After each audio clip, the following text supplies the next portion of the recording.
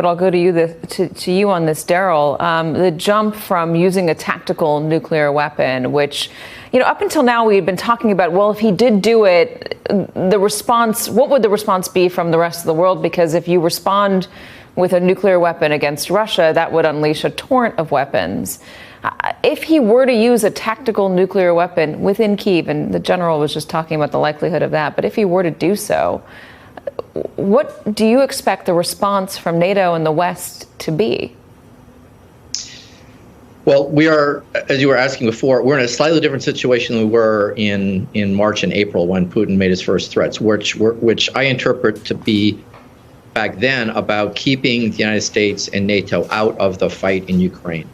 What he started saying on September 21 was that he might use nuclear weapons or any means necessary, a veiled threat, to defend Russian territory, and by implication, the territory that Russia claims it seized in Ukraine just recently.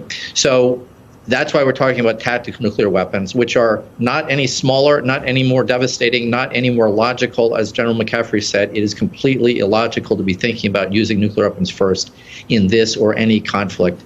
But he's raised that possibility. So if he were to use 1, 2, 3 lower yield nuclear weapons launched on shorter range missiles from Russian territory, President Biden and NATO would have a terrible set of choices. On the one hand, how do you prevent Russia from taking further genocidal actions?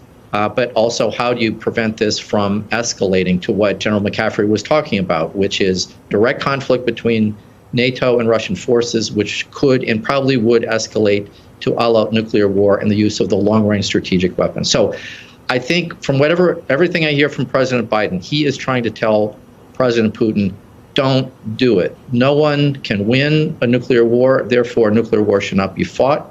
There will be consequences. He's not said exactly what, and I think that's wise, because if he said precisely what he'd do if Putin did X, Y, or Z, that would give Putin a roadmap to figure out what he could and could not do and to game it out.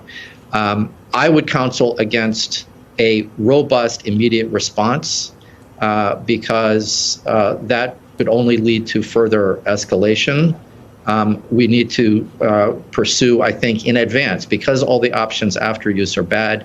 What can we do now, before the fact, not after the fact, to persuade Putin's generals, his advisors, his allies in Beijing, New Delhi, to make the case to him that using nuclear weapons, even threatening nuclear weapons against Ukraine, is against every interest, every thing that he's about, that Russia's about, and would sink the world into disaster.